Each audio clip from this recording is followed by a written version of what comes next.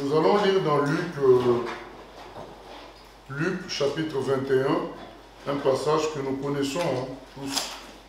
Luc chapitre 21, il est écrit ceci. Jésus ayant levé les yeux, vit les riches qui mettaient leurs offrandes dans le tronc. Il vit aussi une pauvre veuve qui y mettait 2 petites pièces.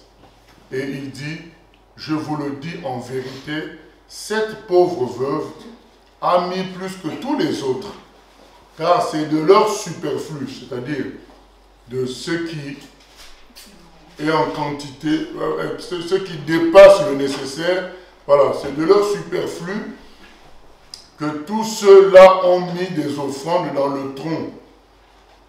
Mais elle a mis de son nécessaire. Alors, ce qui est important, tout ce qu'elle avait pour vivre, donc il y a même l'explication de tous ces mots-là dans le texte. Elle a mis de son nécessaire tout ce qu'elle avait pour vivre. Voilà. Donc, elle dit, je vous le dis en vérité, cette pauvre veuve a mis plus que tous les autres, car c'est de leur superflu que tous ceux-là ont mis des offrandes, mais elle a mis de son nécessaire tout ce qu'elle avait pour vivre. Tout ce qu'elle avait pour vivre. Les offrandes, c'est des choses qu'on donne à Dieu pour l'adorer, pour reconnaître qu'il est Dieu. Pour reconnaître aussi que c'est lui qui s'occupe de nous. Voilà. C'est en reconnaissance, mais c'est aussi dans un esprit d'adoration. On est en train de dire à Dieu, voilà, puisque j'ai reconnu que tu étais mon créateur, je te dois ma vie, je te dois ma santé, je te dois ma force, je te dois tout. Voilà, moi aussi je te donne ce qui est important pour moi. C'est ça une offrande. Une offrande, c'était quelque chose d'important. Aujourd'hui, nous prenons les offrandes comme une contribution. C'est ça l'erreur qu'on commet. On prend les offrandes comme une contribution dans l'œuvre de Dieu. Du coup, ça devient économique et mathématique. Alors que l'offrande, c'était quelque chose qui m'est cher pour montrer à Dieu que je lui dois tout. Bien-aimé, quand on reçoit chez toi quelqu'un à qui tu dois tout, admettons par exemple que c'est le Premier ministre qui t'a donné un poste de directeur général, par exemple, de l'aéroport d'Orly. Mais le jour où tu le reçois chez toi, c'est pas toi qui vas l'enrichir. C'est un homme riche. Donc, tu ne lui donnes pas mathématiquement. C'est pas ce que tu lui donnes qui va l'enrichir parce qu'il est plus riche que toi. Donc, quand tu lui donnes de ce qu'il réalise, que tu lui donnes quelque chose de valeur. C'est ça qui compte dans ces relations-là. Quand on reçoit le président chez soi, ce n'est pas nous qui allons l'enrichir. Quand on reçoit quelqu'un de cette dimension-là, qui lui-même nous a enrichis, on sait que ce n'est pas nous qui allons contribuer à son enrichissement, puisqu'il nous dépasse. Mais, quand on va lui donner un cadeau, on va lui dire, ça, c'est une pièce que j'ai achetée il y a 20 ans, c'est unique sur la terre, je vous le donne. Chef. Là, c'est ce qui touche son cœur, c'est le fait que ce que tu lui donnes est très important pour toi. Ce n'est pas toi qui vas l'enrichir, ce n'est pas nous qui allons enrichir Dieu. Donc, raisonner dans l'offrande comme quelque chose de mathématique est une erreur d'économique, c'est une erreur parce qu'on a en vue le fait que ce sont les dirigeants de l'église qui vont prendre ça pour gérer, pour acheter des choses, pour faire fonctionner leur... C'est l'erreur qu'on commet lorsqu'on pense aux offrandes. Les offrandes, c'est tu m'as tout donné, tu m'as fait ce que je suis, alors je te donne quelque chose qui me coûte. C'est ainsi que David, quand il a fallu faire une offrande, donc quand il s'agissait de prendre un terrain que Dieu lui avait donné pour faire l'offrande là, pour que Dieu exauce sa prière, le monsieur, comme c'est le roi qui avait besoin du terrain, le monsieur Ornan lui a dit, mais non, mais monsieur le roi, chef, je te le donne gratuitement. David a dit Ornan, non, je ne veux pas offrir à Dieu ce qui ne m'a rien coûté. Voilà quelqu'un qui avait compris c'est quoi une offrande. Il dit, mais si tu me donnes un terrain gratuitement, mais qu'est-ce que j'ai offert à Dieu? Quelque chose de gratuit. Il faut que j'offre à Dieu quelque chose qui me coûte. En fait, je ne suis pas sur l'économie. Je suis sur la relation cœur à cœur avec Dieu. Voilà. Ce qui est important, ce n'est pas l'économie, ce n'est pas les mathématiques, ce n'est pas la quantité. C'est ce qui était cher. Et pourquoi ce qui était cher? Parce que ça montre aussi ta compréhension de qui est Dieu. C'est parce qu'il était cher. C'est parce qu'il t'a tout fait. Il a fait tout pour toi. C'est parce qu'il est ton créateur. C'est parce qu'aussi qu'il est grand. C'est pourquoi il mérite ce qui est le plus important pour toi. C'est logique. C'est pourquoi, quand les autres, peut-être des millionnaires, ils donnent 10 000, 5 000, Jésus dit, mais les 5 000, les 10 000, ils n'en ont pas besoin. Ils donnent des choses qui ne leur coûtent rien. Mais mathématiquement, c'est beaucoup. Mais la veuve vient avec 2 petites pièces. Jésus dit, mais elle a donné en réalité plus. Bien aimé, j'ai un conseil à nous donner. Il faut toujours chercher à satisfaire qui tu dois satisfaire. Pas les journalistes. Et dans les affaires de ce monde, il y a quelqu'un qui est le grand juge. Le grand jury, c'est Dieu. Il faut toujours chercher à satisfaire Dieu, parce que c'est Dieu qui est le grand juge. Vous savez, quand vous allez au tribunal, l'avocat va vous donner les conseils par rapport au juge, si c'est le juge qui doit prendre une décision. Par rapport au jury, s'il y a un jury, il va te dire, dans ce jury-là, il y a beaucoup de femmes. Donc, dans ta façon de parler, attention de dire ça, elles peuvent réagir mal. Parce que c'est elles qui vont décider. Si c'est le juge, l'avocat te dira, ce juge-là n'aime pas qu'on lui dise telle phrase. Fais attention. Jamais l'avocat va te parler pour que tu satisfasses lui-même. Non, parce que ce n'est pas lui qui décide. Il va te parler de ce que tu t'exprimes de manière à satisfaire le juge. Et si les journalistes jouent un rôle dans l'affaire, il va te dire, la presse sera là. Alors, fais attention, c'est sûr, cela. Donc, il faut chercher à satisfaire la personne qui a du poids pour ton avenir. C'est ça qui compte. Ne cherche pas à te satisfaire toi-même pour les gens, les journalistes, les gens qui sont à côté qui parlent, mais non. Mais qui a ton avenir dans sa main?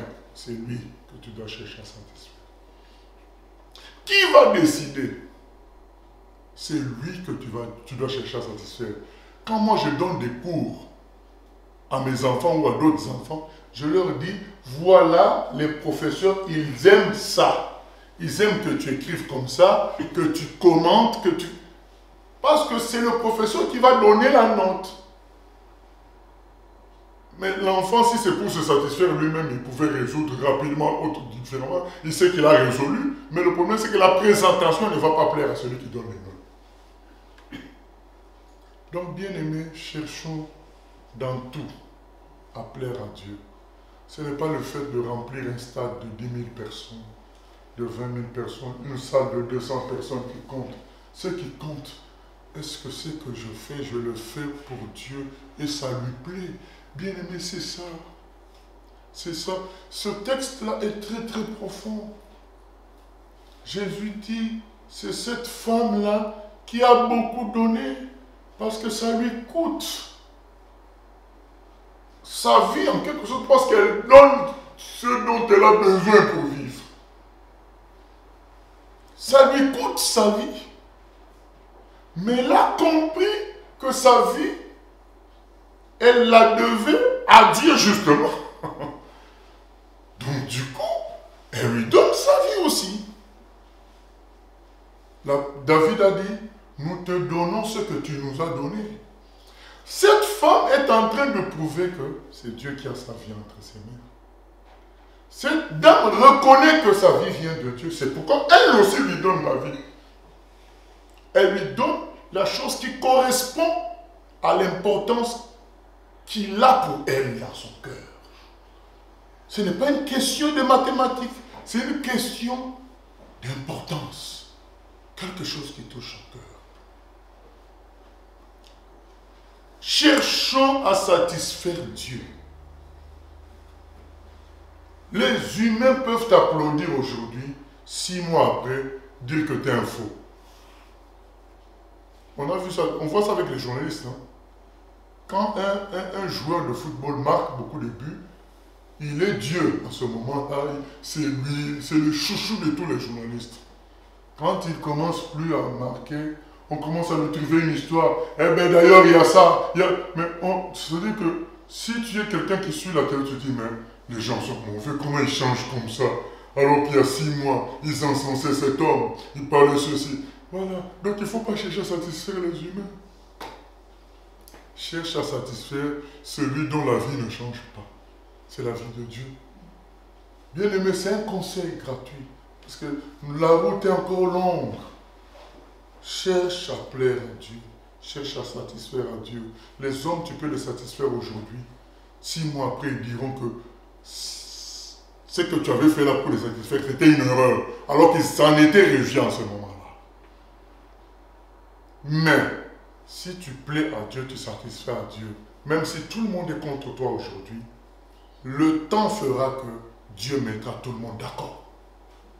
Quand Jésus est ressuscité, finalement les disciples ont dit, ah, heureusement qu'on n'avait pas renié notre foi. Mais quand il mourait à la croix, c'était comme une défaite. Mais le temps a montré la réalité. Toujours plaire à Dieu, toujours satisfaire Dieu. C'est très important, bien aimé. Et cette femme, qu'est-ce qu'elle a cherché? Elle a cherché à satisfaire Dieu. Elle a cherché à satisfaire Dieu. Dans tout ce que nous faisons, est-ce que c'est Dieu qu'on cherche à satisfaire? Ou bien on est dans la religion? Ou bien on suit un mouvement? On doit se poser la question. Je le fais pourquoi? Mais si on ne se pose pas ces questions-là, on va faire des choses par habitude, par religiosité, par amitié, par routine. Tu viens, tu pries, mais parce qu'il faut prier. Mais quand tu as conscience que c'est à Dieu que tu parles, mais bien aimé, ça change tout. Tu parles au Créateur de l'univers. Ça te donne une ouverture de demander tout ce que tu veux.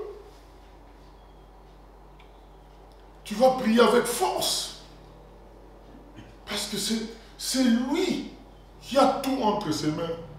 Quand tu sais que c'est à Dieu que tu parles, tu vas être sérieux. Bien aimé. Ça change tout. Et cette femme, en donnant tout ce dont elle avait besoin, elle a montré l'importance que Dieu avait pour elle. Et c'est ce que Dieu nous demande.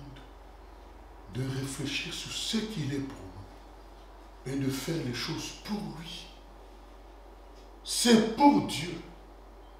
Est-ce que les passants qui étaient là, les riches qui étaient là, est-ce qu'ils faisaient cas de cette femme? Pas du tout. Qui s'intéressait à elle? On voit une pauvre veuve qui avance avec ses 2 pièces. Je crois que certains même devaient la regarder avec dédain. Elle n'avait qu'à garder ça. Je crois qu'il y en a qui vont dire, mais elle n'avait qu'à garder ça. Mais elle fait pour Dieu. Du coup, première leçon, bien aimée, quand on fait pour Dieu, on doit le faire parce que c'est notre relation avec Dieu. Ça ne dépend pas des circonstances ni de moyens. Adorer Dieu ne dépend pas des circonstances ni des moyens. Pauvres ou riches, Dieu nous appelle à l'adorer. Il y en a qui disent, ah mais moi je n'ai pas le moyen. Donc du coup, je ne donne rien à Dieu. Il y en a qui disent, moi je n'ai pas le temps. Du coup, eh ben, je ne vais pas prier. Il y en a qui disent, je suis occupé. Vous vous souvenez de la parabole des invités, de Matthieu 22. C'est justement la parabole de la fin des temps, où Dieu demande à ses serviteurs de ramener les invités chez lui. Et quand ils vont voir les invités, il y a un qui dit, mais je viens de me marier. L'autre qui dit, j'ai acheté un terrain, je dois aller le voir. L'autre qui dit, j'ai acheté des bœufs, il faut que je les essaye. Donc, chacun. Donc, les gens n'ont pas le temps pour ceci, n'ont pas le temps. Voilà la réalité. C'est que ils veulent servir si toutes les conditions sont bonnes. Il y en a qui veulent servir quand ils ont une bonne santé, quand ils ne sont pas embêtés chez eux, parce qu'il y a des gens qui sont embêtés chez eux. Tu es marié, ta femme n'aime pas les choses de Dieu. Ta femme ne veut pas. Et toi, tu veux que pour que tu serves Dieu, il faut que ta femme soit d'accord. Ah, mais non. Cette histoire nous apprend que, quelles que soient les conditions, quelles que soient les circonstances et quels que soient les moyens, nous pouvons servir Dieu. Il y en a qui disent, mais on ne peut pas parce qu'on n'a pas de salle. C'est faux. On peut prier Dieu en dessous d'un pont. On peut prier Dieu au bord d'une rivière. On peut prier Dieu partout où on peut trouver une place, une petite place. Dans une maison, on peut prier. Il y a toutes sortes de raisons. J'ai des examens à faire, j'ai des études. Mais bien aimé, vous savez, c'est que Richard Rembrandt il a dit quand il a parlé des autres prisonniers, il n'a pas parlé que de lui-même. Il a dit, une des choses que les chrétiens persécutés apprennent quand ils sont en prison longtemps, ils apprennent que chaque minute, quand ils étaient en liberté, ils devaient l'utiliser pour Dieu.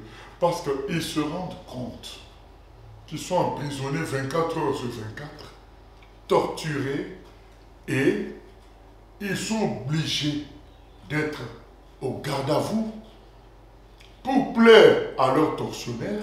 Alors ils se disent, mais la minute que j'ai refusé de consacrer à quelqu'un pour l'évangéliser, la minute que je... en fait, il y a un qui s'est rappelé qu'un jour il avait prêché dans une église, il y avait eu beaucoup de conversions, et à la fin du culte, il y a quelqu'un qui vient lui dire, monsieur, est-ce que je peux vous voir pour discuter? Lui, il se dit, bon, comme j'ai déjà converti beaucoup de personnes, bon, écoute, je n'ai pas le temps maintenant, on va se voir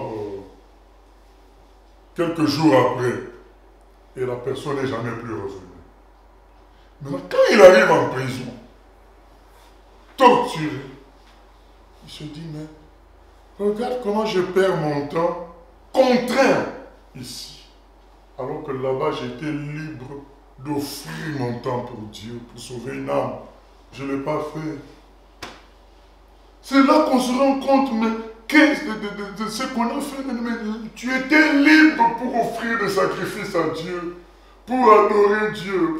Mais il y avait toujours une excuse. Et là maintenant, contraint, tu sers le communisme dans la prison. Contraint. Alors que là-bas, tu étais libre pour le faire pour Dieu.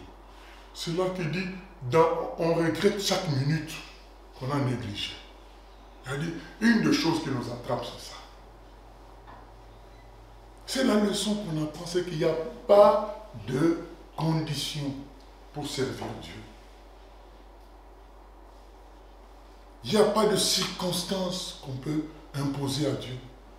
Toutes circonstances. L'apôtre Paul était en prison, dans la partie la plus difficile. Il a loué Dieu et les chaînes se sont brisées. Cette veuve n'avait pas de moyens. Elle a dit, ben, le peu là que j'ai là, ben, c'est ce que je donne. Le peu de temps que tu as, ben, c'est ce que tu donnes. Le peu de moyens financiers que tu as, c'est ce que tu donnes à Dieu. Mais tu ne peux pas dire, moi je ne peux pas parce que ça n'existe pas avec Dieu. Sinon cette veuve, vous n'allez pas faire ça. Deuxième leçon, bien-aimé, qu'on tire de ceci, c'est que l'adoration, ça doit se faire entièrement. À 100%. À 100%. Parce qu'elle a donné de ce qu'elle avait pour vivre, son nécessaire. C'est-à-dire qu'elle a donné sa vie. Servir Dieu, ce n'est pas une question de moment. On a un culte, on est là, on fait le culte. Et après le culte, c'est bon. Non, non, non. Ça, c'est pas servir Dieu. Servir Dieu, c'est que je me réveille le matin, je dis Dieu, je suis à ton service. Ce n'est pas au moment de la réunion de prière qu'on est au service de Dieu. C'est quand on se réveille et avant de dormir, on dit même la nuit, Seigneur, je suis à ton service, je suis à toi. Depuis le matin, on sert Dieu. C'est entièrement. Elle a donné de tout ce qu'elle avait. C'est ça, servir Dieu. C'est très important, bien-aimé. Je rappelle ce que j'ai dit en introduction. Il faut chercher à satisfaire qui? Dieu. Dieu nous dit quoi? C'est cette dame-là qui a fait la chose qui a satisfait le plus Dieu. Qui est le juge? Qui est l'arbitre? Qui est le jury? C'est Dieu. Dieu nous présente cette femme-là comme étant la championne de tout ce qui donnait les offrandes, parce que ces gens-là donnaient les offrandes de quelque chose qui n'était pas important pour eux. Mais cette femme a donné clairement sa vie, carrément sa vie. Puisque tout ce qu'elle a donné, c'est ce qu'elle avait pour vivre. Ça nous apprend qu'on doit toujours se donner entièrement. Entièrement. C'est comme ça que je me suis converti. On m'avait baptisé, on m'avait parlé de Dieu, j'avais cru et je commençais la vie d'église. Mais soudain, l'année qui a suivi, les gens qui m'encadraient, ils ont quitté le Maroc et ils sont partis en Europe. Du coup, même si l'église était toujours là, mais les gens auxquels j'étais habitué, qui m'encadraient comme des pères spirituels, comme des maîtres, ils n'étaient plus là. Le temps de m'adapter aux autres, ben, ça a créé un vide. Et j'ai replongé dans une vie où je vais à l'église quand même le dimanche, mais je menais ma vie dans le quartier comme un païen. Jusqu'à avoir un orchestre du monde où je chantais dedans. C'était ça ma vie. Je n'allais même plus à l'école. Et 2 ans après, 2 ans de suite, j'ai échoué. Et la deuxième fois que j'échoue, en 3e mathématiques, dans ma chambre, je pleure. J'ai dit, Dieu, pourquoi tu m'as abandonné? Voilà ma phrase. Avec la vie que je menais, hein. Mais comme j'étais aussi choriste, parce qu'on avait une église fréquence modérée qui tolérait ça, même si tu n'avais pas une vie correcte, mais tu pouvais toujours chanter. Donc j'étais à la chorale, j'allais dimanche, je me croyais bon chrétien quand même, un chrétien quand même plus ou moins. Et donc du coup, et en plus, je n'allais même pas à l'école, mais je m'attends quand même à réussir. Vous vous rendez compte, je ne vais même pas. Donc juste 1 mois avant les examens, j'essaie de récupérer les cahiers à gauche, à droite, étudier rapidement. Mais bien aimé, c'est l'université, c'est les mathématiques en plus. S'il y a des choses que tu n'as jamais lues, tu ne vas pas les inventer. C'est pas comme si on te demandait de commenter l'actualité.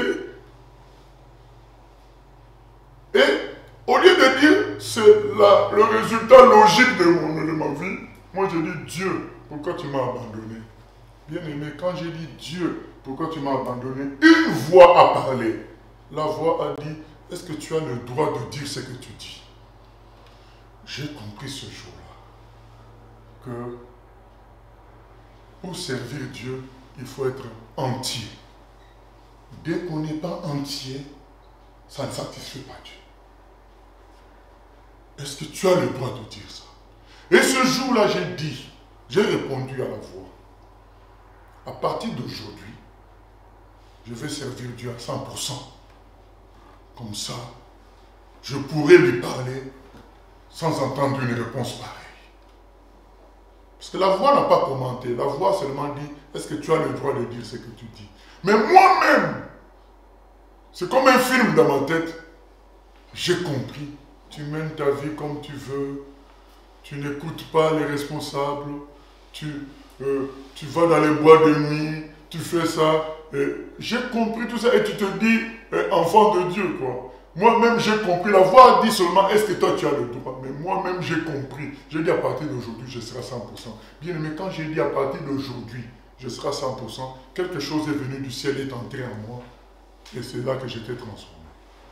Et donc, à partir de ce jour-là, je n'ai jamais connu de débat avec Dieu. Depuis ce jour-là, j'ai dit, à partir d'aujourd'hui, ça sera à 100%. Et les choses sont parties d'elles-mêmes. J'étais esclave de beaucoup de choses. Bob Marley, ceci, cela. Et c'est parti. C'est parti. Un jour, après avoir écouté Bob Marley, j'ai voulu prier. J'ai senti comme un mur. C'est ce jour-là que j'ai arrêté définitivement. Ce n'est pas parce qu'on a dit, c'est interdit la musique du monde, c'est interdit. Malgré ça, j'écoutais toujours. Mais comme j'avais décidé de servir maintenant Dieu à 100%, je ne voulais que rien ne soit un obstacle dans ma relation avec lui. Et quand j'ai une fois écouté la musique de Bob Marley, et puis j'ai voulu prier, j'ai senti comme un mur, donc quelque chose se mettait en obstacle entre moi et Dieu. J'arrache la chose. Dieu devait prendre toute la place dans ma vie. Rien ne devait m'empêcher à servir le Seigneur. C'est ça, bien-aimé. C'est comme ça que j'en parle souvent du 100%. On doit être totalement abandonné à Dieu. Il ne s'agit pas de lui donner un peu de ceci, un peu de cela. Non, c'est tout. C'est tout ou rien. C'est cela, c'est que nous apprend cette femme. Troisième leçon, bien aimée, c'est que Dieu s'occupe des gens qui se donnent à lui. Parce que si cette femme a eu le courage de tout donner, elle savait que ce Dieu-là qui lui a donné la vie, continuera à lui donner la vie jusqu'à la fin. C'est pas un sacrifice, vous savez, à la bouddhiste ou comme les Indiens, ils s'agenouillent sur des tessons de bouteilles pour prier. Non, il ne s'agit pas de ce genre de sacrifice. Il s'agit d'un sacrifice dans le respect, l'adoration et la foi aussi. Je donne tout. Et de toute façon, c'est lui qui m'a donné la vie. Jésus a dit dans Matthieu 6, la vie vaut plus que l'argent, les vêtements. Parce que tu peux avoir les vêtements, l'argent, sans avoir la vie. La vie vaut plus que tout ça. Si je vous donne la vie, à combien plus forte raison le reste, qui est moins important? Alors cette femme, si elle a eu le courage de tout donner, c'est qu'elle ne s'inquiétait pas pour la suite. C'est ce que ça nous apprend. Elle ne s'inquiétait pas. Bien-aimés, offrons-nous totalement au Seigneur. Le Seigneur s'occupe de la suite. Il s'occupe de la suite.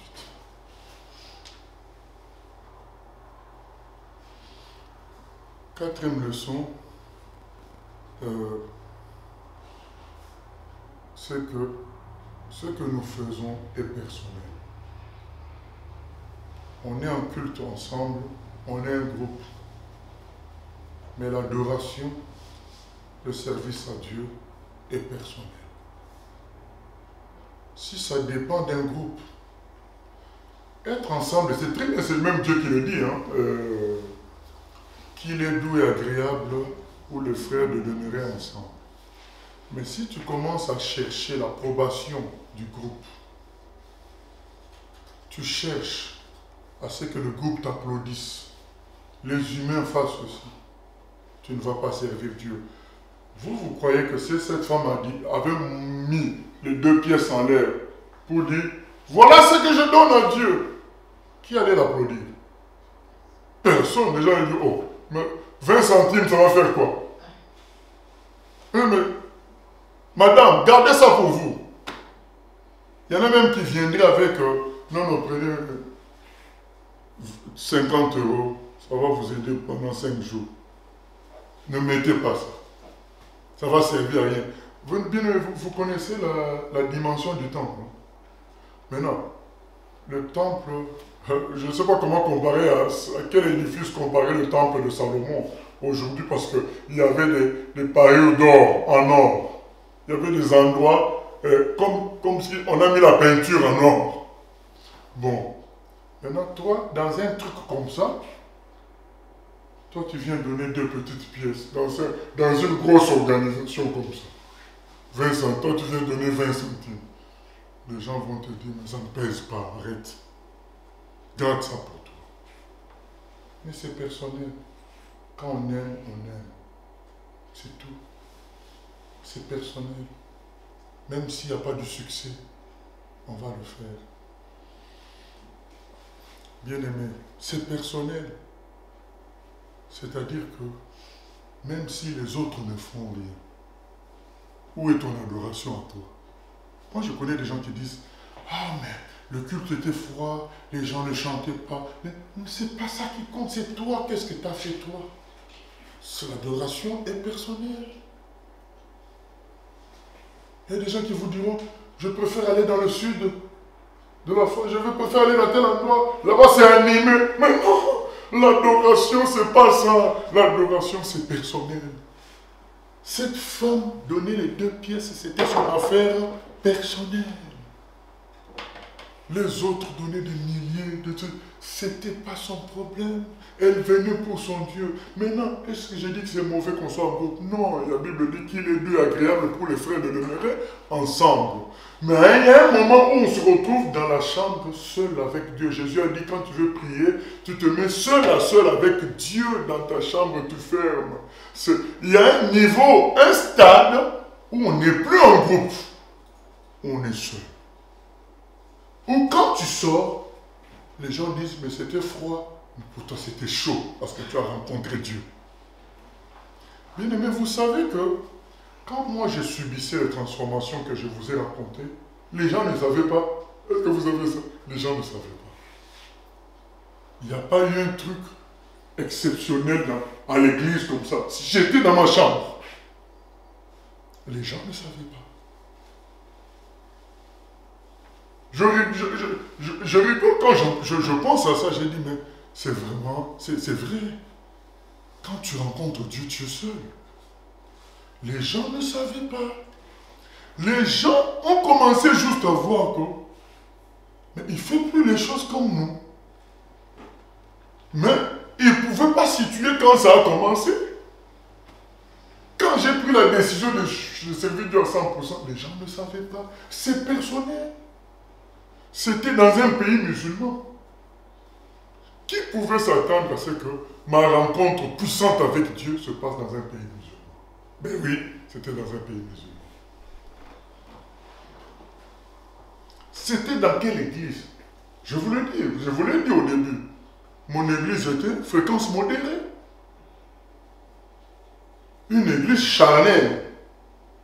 Mais Dieu me parle en vérité dans une église charnelle. Mais dans ma chambre, seul à seul. Du coup, moi, quand je sors de tout ça, ben, je commence à parler vérité. Et l'église commence à changer. C'est ça. Et l'église de ma ville d'origine était dans la suite reconnue pour l'église qui tient la parole.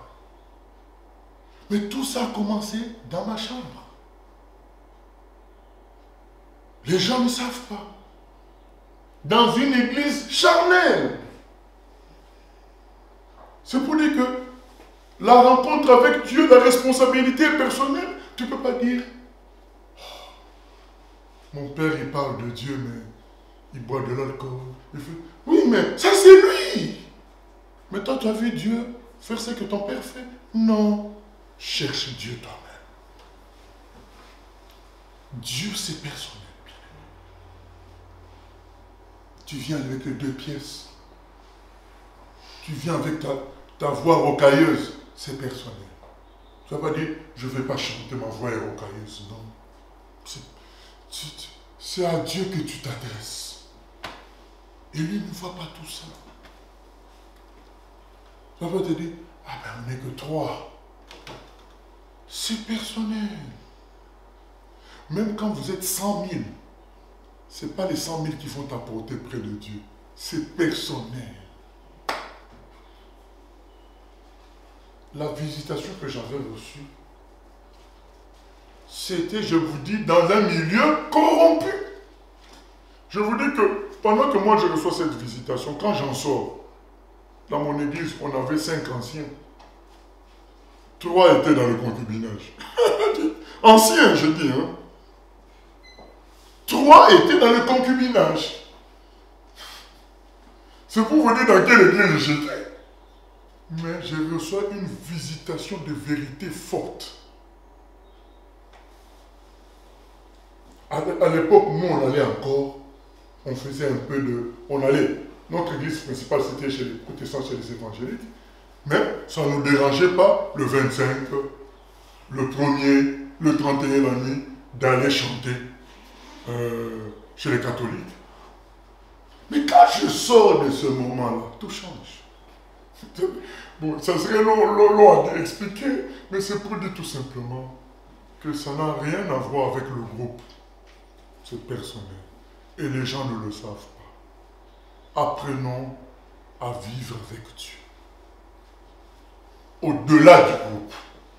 Le groupe, ça aide, mais c'est limité. C'est Dieu qu'on doit chercher. Parce que tu vas te dire, mais ma contribution, voilà le langage qu'on a, mais ma contribution n'est pas importante. Il y a déjà le pasteur Mosché, il y a le frère Intel, ma contribution n'est pas importante, ma présence n'est pas importante. C'est faux! Parce que si on devait juger ainsi, les 2 pièces n'étaient pas importantes. Les 2, je ne sais pas combien, les 20 centimes de la dame, si elle devait réfléchir comme nous, est-ce qu'elle les aurait donnés? Non! Je dis, mais ça sert à quoi? Un si grand édifice, bien aimé. Le temple d'Hérode était un édifice exceptionnel. Et dans cet édifice-là, toi, tu avais 2 petites pièces. Les gens vont te dire, arrête. Et on se dit, mais ma contribution, ça va servir à quoi? Il y a déjà les anciens, il y a celui-ci. C'est faux. C'est une affaire d'amour. Ton amour pour Dieu, ce n'est pas des anciens, ce n'est pas le pasteur qui va qui va démontrer ça. C'est une affaire. L'amour, c'est une affaire personnelle. L'adoration, c'est une affaire personnelle. Le groupe a sa contribution, mais qui se limite à un petit niveau. Beaucoup ne s'investissent pas. Parce que je dis, mais bon, moi j'ai à donner quoi? Tu as à donner ce qui est important pour toi dans ton lien d'amour avec Dieu. Voilà ce que tu as à donner. Ce qui est important pour toi dans ton lien d'amour avec Dieu. Qu'est-ce que, on a chanté le chant, que ferai-je pour l'Éternel en retour de toutes ses bontés? Mais tu dois te dire, mais que ferai-je aujourd'hui pour lui? Je vais au culte là-bas, mais que ferai-je pour lui? Tu dis, non, j'ai l'habitude d'être distrait quand je prie. Aujourd'hui, je ferai un effort pour être clair quand je prie, pour lui parler seul à seul. Ça va changer aujourd'hui. C'est ça, mon boss. Que ferai-je pour le Seigneur? C'est une affaire personnelle. Beaucoup ont lâché à cause du groupe. Beaucoup qui marchaient avec le Seigneur, voyant le groupe se fatiguer, eux aussi ils ont reculé.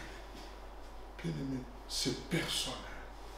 Il faut aller jusqu'au bout avec Dieu. Jusqu'au bout. Comment je dois adorer le Seigneur? Jusqu'au bout. Vous savez, les femmes sont parties avec Jésus jusqu'au bout. À la croix, Jésus est là. En bas, il y a Marie. Jusqu'au bout avec son fils. Mais il est écrit, quand on a attrapé Jésus, tous l'ont abandonné. Le gars, on croyait que c'était lui le Messie, le Sauveur. Voilà qu'il se fait arrêter. Effet de groupe, tout le monde s'en va. Mais la maman, est-ce que la maman de quelqu'un va suivre le groupe? Ah, bien aimé. Pour la maman de quelqu'un, même si c'est un bandit, elle va aller le visiter en prison. Sans problème, c'est son fils. Vous allez dire tout ce que vous voulez. Elle va visiter son fils en prison. Même si c'est un bandit reconnu. C'est ça l'amour. L'amour entre nous et Dieu, ça doit être plus que ça. Plus que l'amour d'une maman pour son fils. Je te dis, c'est pas grave. Avec les Richard Rembrandt en prison, ils chantaient et leur batterie, c'était leur chaîne. Ils se servaient de leur chaîne pour faire du rythme et chanter pour le Seigneur. Les chaînes qui devaient leur faire dire « Ah, Dieu nous a abandonnés. Ah, où est la victoire des chrétiens ?» Pour eux, ce n'était pas ça qui comptait. C'était leur amour pour Dieu qui comptait. Quitte à utiliser les chaînes comme instrument de percussion. C'est personnel, bien aimé. Que personne ne nous distrait. C'est vrai qu'on est des humains. On a tendance à dire « Ah ben, il n'y a que moi qui amène de la nourriture à la communion fraternelle. Il n'y a que moi qui amène le café. Il n'y a que moi. » Mais si tu le fais par amour pour Dieu, c'est personnel. On dit « Ah mais, il n'y a pas eu beaucoup de monde aujourd'hui. Mais toi tu es venu pour rendre gloire à Dieu ou bien pour te conforter dans le nombre. » C'est personnel. La dame, je vous le dis, sans honte, elle venait avec ses... Parce que Jésus a vu. Jésus a vu. Sans honte. C'était, au fait, pour elle, ça avait une très très grande valeur, puisque c'est tout ce qu'elle avait. Mais, c'est le langage de quoi? C'est le langage de l'amour. Parce que le langage économique et mathématique allait faire qu'elle se dise, mais ça ne vaut rien du tout. Elle allait venir donner ça en lançant comme ça. Mais comme c'était tout pour elle, elle vient déposer ça avec joie, fierté. J'aime mon Dieu et je lui donne tout ce que j'ai. Mais combien de personnes m'ont dit « Ah mais, ce que je fais, personne ne remarque. » J'arrête. Tu le fais pour Dieu ou bien pour que les gens remarquent? Il y en a qui disent « Oh, je suis tout le temps malade. » En parlant du Seigneur, est-ce que ça va convaincre les gens? Non, mais toi, fais les choses pour la gloire de Dieu. Par amour. Oui, les gens, c'est vrai, ils vont dire « Oh, mais Dieu n'a qu'à le guérir lui-même, non? » Il nous parle de Dieu, il chante Dieu. Pourquoi Dieu ne résout pas ses problèmes? Bien aimé, l'amour n'a pas de calcul. Que Dieu résolve tes problèmes ou pas, c'est une histoire d'amour. L'amour n'a pas de calcul. Moi, j'ai toujours été étonné de voir que les prisonniers avaient des petites copines, quoi. Je me suis dit, et qu'ils ont eu pendant qu'ils sont en prison. Donc, une femme qui est à l'extérieur, qui devient la copine d'un prisonnier. L'amour n'a pas de logique, quoi. Mais c'est ça. Je fais un sacrifice à mon Dieu, que les gens voient ou pas, que ça ait un poids mathématique ou économique ou pas, c'est une histoire d'amour et une histoire d'adoration. Dieu mérite l'adoration parce qu'aujourd'hui j'ai la vie. Donc que cette vie serve à sa gloire. Le peu que j'ai, que ça serve à sa gloire. Parce que c'est lui qui a donné tout ça. Il mérite que je lui rende gloire pour tout cela. Il mérite que je lui confie ma vie parce que c'est lui qui en est le producteur. Voilà les leçons que ça nous apprend. C'est personnel. C'est la plus grande leçon, parce que si ce n'était pas personnel, elle n'aurait pas fait ça. Si elle avait tenu compte du groupe. Si tu suis le groupe, tu mourras spirituellement. Mais si tu suis Dieu, c'est toi qui donneras la vie au groupe. Amen. C'est ça. Si tu suis Dieu, c'est toi qui donneras la vie au groupe. Au fait, la vie du groupe dépend du nombre de personnes qui suivent Dieu et non pas le groupe. Ça dépend de ça.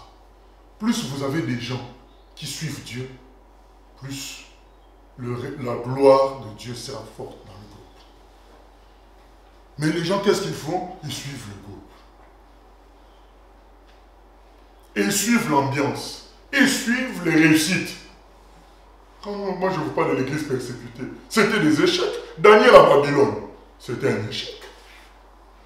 En captivité. Tous les autres jeunes des autres pays mangeaient les mets du roi. Mais les 4, Daniel et ses amis disent non. Je pense même qu'il y avait des juifs qui mangeaient les mets du roi. Mais les 4 amis disent non. Et en plus, ils étaient jeunes. Je crois qu'il y a des gens qui leur ont dit, mais vous êtes des jeunes avec des comportements de vieux comme ça, vous vous attachez à la religion. Ils disent, mais on aime Dieu. C'est comme ça. C'est une affaire personnelle. C'est pas le ça, mais non, je suis jeune. J'attends encore un peu pour me consacrer. Non, Jackie Paulinger, une belle fille de 21 ans, est partie évangéliser dans la cité interdite à Hong Kong. Là où même les policiers ne vont pas. Une Anglaise est partie toute seule là-bas à cause du nom de Jésus. Une jeune fille d'une grande beauté, mais n'a jamais été touchée, même pas le bras, pour qu'on lui fasse du mal, parce que la gloire de Dieu était sur elle. Bien-aimés, le Seigneur nous appelle à imiter cette veuve. Lisez la Bible, vous allez constater que Jésus ne vante pas les humains. Sauf 3 ou 4 personnes. Ça veut dire que si lui qui ne vante aucune personne a vanté ces 3 ou 4 personnes-là, cette veuve, le centenier romain, la dame, la cananéenne, dont la fille était habitée de démons, à qui Jésus a dit, femme, tu as une grande foi. Donc c'est les 3 là que Jésus-Christ a vanté. C'est les 3 là, c'est tout. Donc, nous devons tourner. Non, et la 4e, c'est celle qui lui a versé le parfum. 4. Il faut relire la Bible et insister sur ces 4 personnes-là. Parce que je vous ai dit au début quoi? C'est Dieu, le vrai juge, le vrai jury. C'est lui qui nous montre ce qui lui plaît. Alors il nous montre 4 personnes qui lui ont plu. 4. Cette veuve. La dame de Matthieu 15, dont la fille était possédée, à qui Jésus a dit, on ne donne pas les choses des enfants aux chiens. Elle a dit, oh, même les chiens mangent les miettes et ils grandissent. Jésus a dit, ah femme, femme, comme ta foi est grande. Jésus ne vante pas les humains. Là. Et puis on arrive au centenier romain qui a dit, dis seulement une parole et mon serviteur sera guéri. Parce que moi je donne des ordres à mes soldats, ils obéissent. Mais toi tu peux donner des ordres à n'importe quoi, ça va obéir. Jésus a dit, même en Israël, je n'ai pas vu une telle foi. Et la femme qui a amené un parfum qui coûte cher, qui a versé sur Jésus. Quand vous lisez leurs histoires, vous comprenez ce que Dieu attend de nous. Tout simple. Que Dieu nous aide au nom de Jésus. Amen. Amen. Père éternel, nous venons prier que tu nous aides à imiter cette veuve que tu as approuvée autant, Seigneur, que nous puissions nous donner à 100%. Que nous ne puissions pas regarder au groupe. Au contraire, que nous soyons la lumière dans le groupe. Que nous soyons la source de fleuves d'eau vive dans le groupe, Seigneur. Que nous ne puissions pas regarder au peu de moyens que nous avons, mais qu'avec le peu de moyens nous te servions, Seigneur. Car ce qui compte pour toi, c'est ce qui a du prix à nos yeux. Quand on te le confie, ce qui pèse pour nous, c'est ça qui compte pour toi. Ce n'est pas la quantité mathématique, mais c'est la quantité relative liée à l'importance dans nos cœurs, Seigneur. Aide-nous à comprendre ces choses, Père éternel. Aide-nous à comprendre ces choses. Que tous, nous pouvons être agréables avec ce que nous sommes, ce que nous avons, malgré les circonstances. Et c'est ce que tu attends de nous. À toi la gloire, la louange, au siècle des siècles. Seigneur, toi qui vas nous aider à aller jusqu'au bout, peu importe que le groupe ralentisse, mais que nous on avance, Seigneur. Chacun de nous individuellement. Et le reste reprendra vie. À toi la gloire, la louange, au siècle des siècles. Amen.